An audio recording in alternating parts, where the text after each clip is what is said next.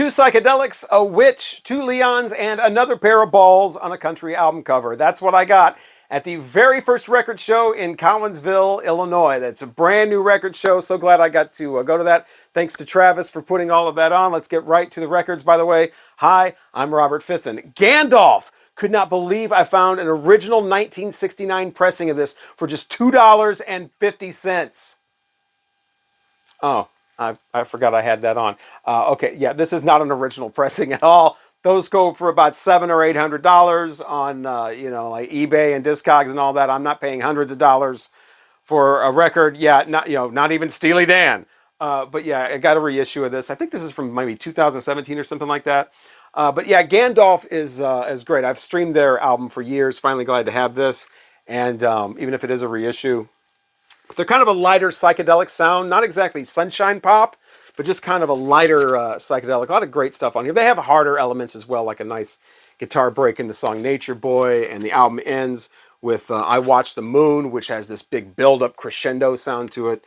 And no Beatles covers on here, though. Usually, it's nice to finally get that for once. But yeah, great stuff on here. Like I said, the lighter, more dreamy kind of psychedelic stuff on here.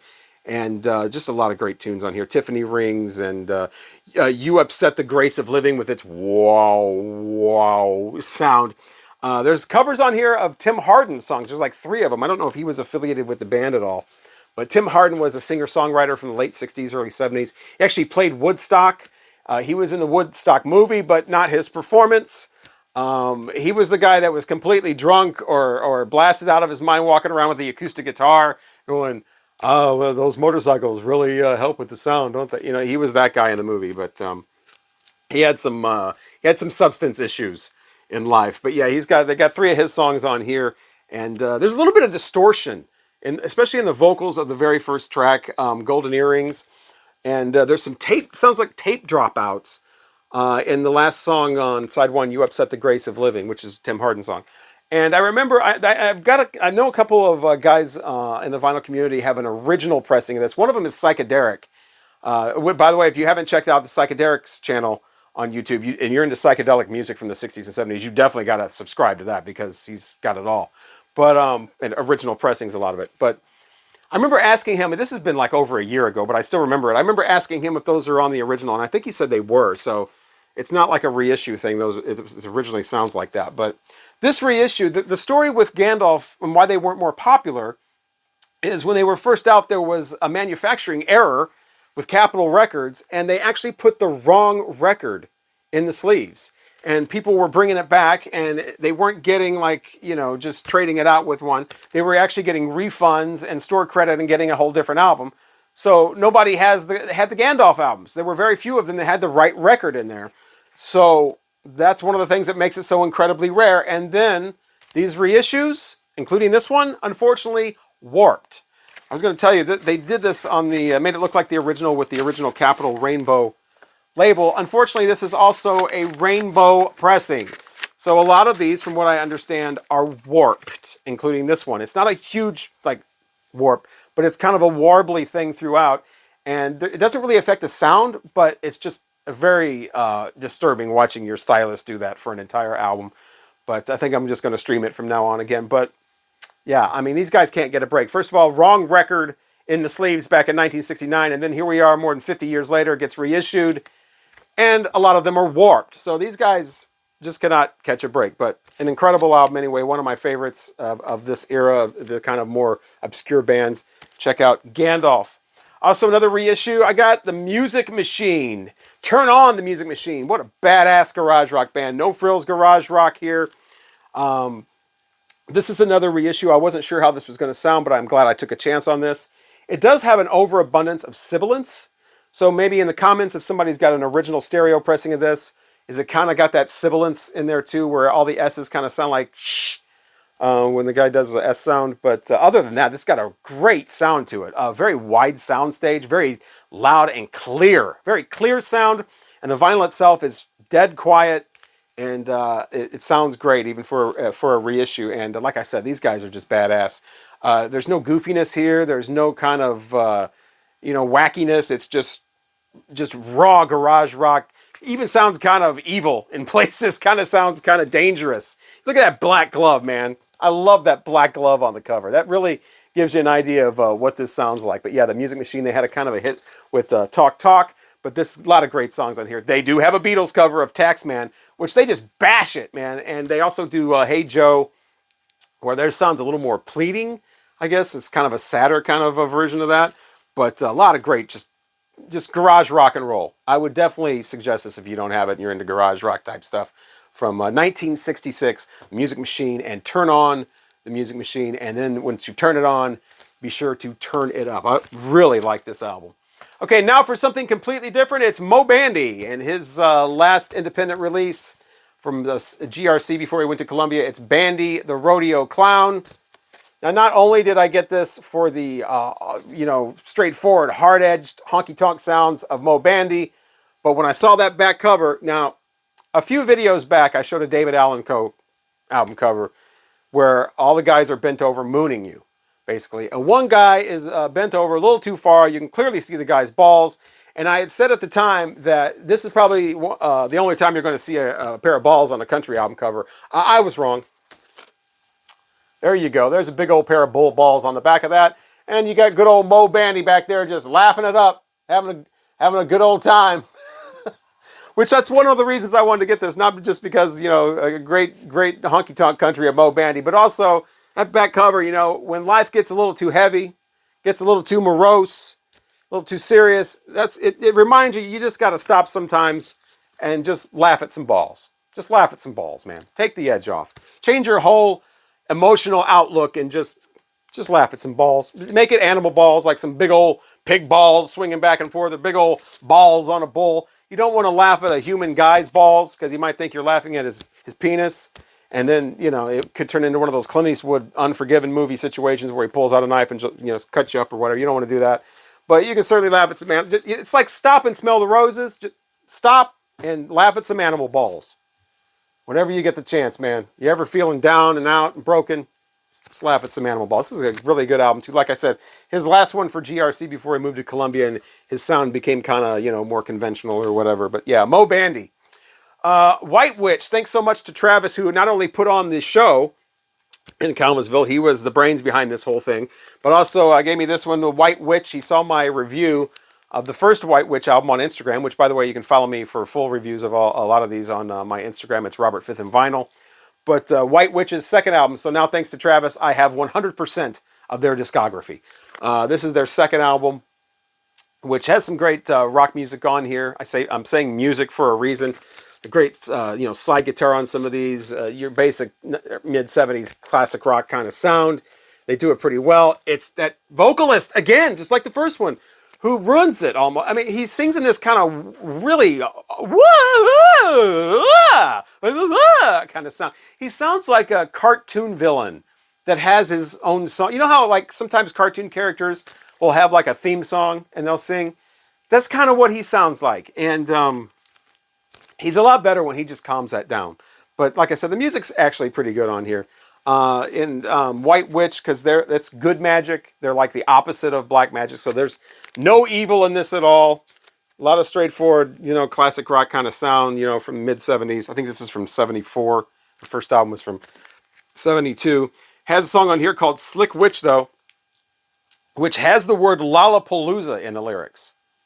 Is that where Perry Farrell got the name for his big music festival? I don't know. They were ahead of their time, obviously. Speaking of ahead of time, another song on here called Class of 2000, where they talk about what's going to be going on in 2000, like everybody's going to be walking around in silver space suits, shiny suits. Now, people did have shiny suits because of the material. Remember they had the kind of a sheen on them, like they hadn't been washed. That was kind of the material at the time, 2000. But yeah, not silver. And Dad's going to have hair past his rear, all the dads. That didn't happen in 2000. Crystal Gale still had the long hair way down, but not Dad's usually. And you won't smoke weed anymore in 2000. You're just going to turn on a machine and it's going to emit this frequency and that'll just blow your mind. Now, maybe they were talking about the internet. Maybe they predicted all of that. Class of 2000. It did remind me of a thing that happened in high school. I remember in my senior year, we were all in the auditorium and like that afternoon or the night before, whatever, they'd had this assembly where all, I don't know if it was first graders or second graders or whatever, they all got together in this high school auditorium, had this assembly because they would be graduating in the year 2000. So some of the balloons and stuff were still left over. And I remember all of us having just our minds blown like, wow, 2000, that sounds like so far away, but there's like second graders that are actually going to be graduating in the year 2000. Our minds were like blown. And so it was like, you know, it was like a space odyssey thing, or like, wow, it's really coming up. And of course, now here we are a full 23 years later. But yeah, Collinsville Record Show, very first time this had happened. And so glad that it did. The next one's going to be coming up on the 14th. Now, this one was kind of smaller to start off with. Right there at the Veterans Hall there, you see like the statues of the soldiers out front. They had barbecue, man. Come hungry if you're coming to the next one, if they do that barbecue again, because you're going to be smelling that and you're going to be like, man, I need some of that. But yeah, it's going to be even bigger and better next time. I thought it was pretty good this time. You had a lot of the local record store guys there. Shout out to Billy from Riverbend Records and Godfrey. He had his crew there. He was there. Also, the guys from Rich's Record Emporium in Collinsville were there, where I got my turntable. So saw a lot of the local guys, a lot of the guys that are always at the St. Louis record show were there. And also some of the vinyl community guys from the St. Louis area were there, like Cosmic Brian from Cosmic Vinyl. Shout out to him. Got to see Chance once again from Concert Buddy. He was there. So good to see all those guys. And yeah, I'll definitely be checking out the next one.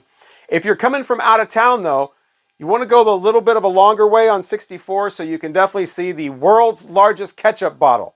You don't want to miss the world's largest ketchup bottle in Collinsville. What a landmark. But also got 2 Leon R's without even realizing it. Got Leon Russell, finally glad to get his first album. Now, I've had Carney for years and years and years and years and did a review on that on my Instagram, and people were like, oh, if you like Carney, you definitely got to get his first album. I mentioned like in a few videos back where I got his best of. Really like that.